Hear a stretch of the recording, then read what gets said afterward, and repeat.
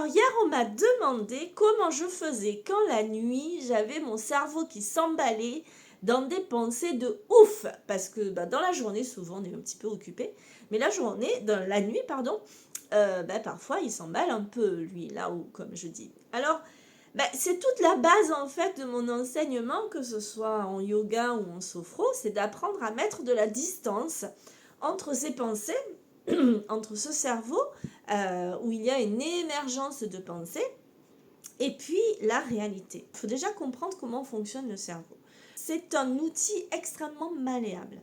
Ça veut dire qu'il enregistre des informations, des choses qu'on nous a apprises, d'accord, et des expériences. Et il garde ça en mémoire. Là. Et ce qu'on nous a appris à faire dans notre société, et je précise bien dans notre société, parce que si vous étiez né, je ne sais pas, à Tahiti, je parle de Tahiti parce que j'y suis allée, mais dans une tribu de Papous, comme je dis, on vous aurait appris différemment. Donc dans notre société, et à notre époque, pareil, si j'étais née à une autre époque, eh bien, tout ce qu'on m'a appris serait peut-être différent. Et le cerveau, du coup, il vient chercher dans sa mémoire, dans les petites cases, tout ce qu'on lui a enseigné, d'accord, toutes vos expériences et tout ce qu'on vous a appris, et il va vous le balbourder dans le futur en disant « Attention, voilà ce qui s'est passé dans le passé, et surtout, comme je ne veux pas souffrir, je vais mettre tout un tas de stratégies, il faut surtout que je me rappelle bien de faire ci, de faire ça. » Et il élabore des stratégies pour essayer de ne pas souffrir par rapport à ce qu'on lui a appris. Mais prenez conscience juste que c'est un enseignement qu'on vous a donné. Ça ne répond pas, ça ne correspond pas à la réalité, à ce qui est vrai pour de vrai. Je suis extrêmement cartésienne. Pourquoi ? Parce que j'ai appris à mettre de la distance entre mes pensées, c'est-à-dire ce que le cerveau turbine, et la réalité. Et la réalité, c'est quoi ? La réalité, elle est dans l'instant.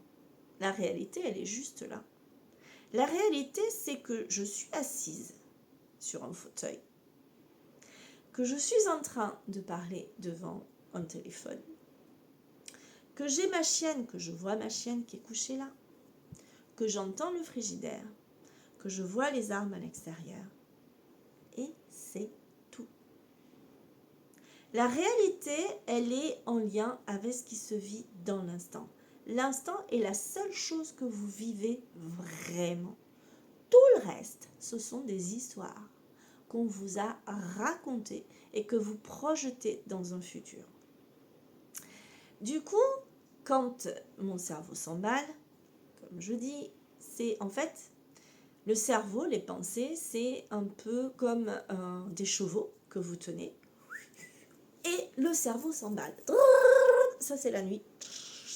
Il est là, il s'emballe, machin, comment je vais faire, comment machin, et si jamais j'ai telle situation, et avec ce qu'il m'a dit, avec ce qu'il m'a fait, blablabla, et blablabla. Et si tu regardes, qu'est-ce qu'il fait ? Il pense au passé, avec ce qu'il m'a dit, ce qu'il m'a fait, et machin, et comment je vais faire, le futur. Hop ! Je tire mes chevaux. Oh, et je reviens ici. Maintenant, je prends les chevaux et je les dirige là vers là. Et je me pose dans ce qui est vrai pour de vrai. C'est-à-dire qu'à un moment donné, si mon cerveau part en cacahuète, ça m'arrive, hein, hop, je reviens à la réalité. C'est un exercice à faire. Ça, on s'entraîne à faire comme ça. C'est pour ça que au yoga, je leur apprends ça, à revenir toujours, à ramener les chevaux à la réalité. C'est extrêmement ancré ce que je vous dis. Je suis très ancrée. Je n'écoute pas mon cerveau. J'apprends à ne plus écouter ce qu'il me raconte. Parce que ce qu'il me raconte, c'est un enseignement qui m'a été donné avec ma famille, avec toute l'éducation que j'ai eue, etc. Et c'est tout. La réalité, elle est juste là. Et tout le reste, c'est dans votre tête. Alors, toutes les histoires, ce sont des histoires. La seule chose de vrai, c'est là. Rien d'autre. Plus d'histoire. J'arrête et je stoppe les histoires. C'est-à-dire quoi qu'ils me racontent. Hop. Chut. Chut. Tais-toi. Il n'y a rien d'autre là. Chut. Et il parle. Chut. Je reviens. je ramène les chevaux ici. Et une fois que j'ai calmé l'emballement cérébral de mes pensées, blablabla, blablabla, une fois que je suis venue ici, et que je respirais, donc je respire dans ce présent, qu'est-ce que je fais? À ce moment-là, je dirige mes chevaux, c'est-à-dire mon mental qui est un méga outil de ouf, je le redirige vers là où je veux. C'est plus lui qui me dirige avec ce qu'on m'a appris, ce que j'ai vécu, c'est moi qui dirige. Et je dirige vers quoi? Je redirige vers quelque chose qui me plaît, vers une vision qui me plaît. Parce que j'ai conscience de quoi? Que devant moi, j'ai un champ des possibles de ouf. Ça veut dire quoi? Ça veut dire qu'à partir de l'instant là, maintenant, tout, absolument tout est réalisable. C'est un champ, mais infini. La seule chose qui me bloque dans la possibilité, d'aller dans ce champ des possibles, ce sont mes pensées et les croyances que j'ai. C'est tout. Tu es la seule personne qui te bloque. Ce sont tes pensées. Alors, au yoga, en sophrologie, en accompagnement, j'apprends ça. À revenir, retirer les chevaux là. Je reviens là, au présent. Et je redirige dans ce champ des possibles. Alors, forcément, ça ne se fait pas comme ça, parce que on a tellement été habitué, on a 30, 40, 50, 60 ans de fonctionnement. Alors, ne dites pas, chut, oh là là, c'est trop tard pour moi. Ça, c'est quoi? Ça s'appelle une pensée. Une pensée que vous croyez être vraie. Or, tout est possible. Les changements peuvent être possibles à chaque âge, à chaque instant et tout le temps. Écoutez vos pensées. Écoutez ce qu'on... Oh, c'est trop tard. Là, chut, on se tait. Chut, fais le taire. Reviens là. Et ouvre-toi ce champ immense qui est devant toi. Immense. Jean Klein, que j'adore, dit... le futur est d'une richesse infinie et inépuisable.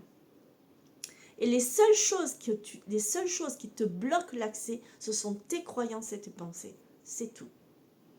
Alors, si tu veux que je te réapprenne à penser, eh bien, viens avec moi, rejoins-moi au yoga ou viens me voir pour des séances particulières en sophro. Je vais sortir là un pack sophro. Plutôt que de proposer des séances individuelles, je vais sortir un pack sophro et ce sera l'objet d'une autre vidéo. Au yoga, ça fonctionne très bien parce que, comme on se voit toutes les semaines, je répète ça. Alors, pas toujours de la même façon, il y a d'autres choses qui viennent. Il y a sur la confiance en soi. Ça vient toucher tout, en fait, tout ça. Parce que tout notre fonctionnement dans la vie répond à nos propres croyances, en fait, à ce que l'on croit sur nous. Et je vous apprends juste à les voir. Donc, on va venir dans la répétition. Comme je dis à chaque fois aux gens, combien de fois on vous a répété, dit bonjour, dit merci, dit au revoir. Le cerveau, il fonctionne avec la répétition. Plus vous a répété quelque chose, et plus ça va s'ancrer. Parce que, qu'est-ce qui se passe? Quand tu cherches à anticiper quelque chose, et que tu l'anticipes en merdasse, bah, tu crées des hormones de stress, en fait. Par contre, si tu prévois et que tu redirige tes chevaux vers quelque chose de positif, avec une jolie visualisation de choses magnifiques, de ce que tu veux dans la vie, de tout ce que tu veux, parce que tu es la totalité. Tu as en toi un pouvoir immense, en fait. Tu as un cerveau, il est capable de tout réaliser. Mais on t'a appris à réaliser de la merde. Alors tu fais de la merde. Voilà, c'est tout. Par contre, apprends à faire quelque chose de beau avec ton cerveau et tu vas faire des choses juste de dingue, de dingue. Voilà, je vous souhaite une belle journée et je vous dis à tout bientôt.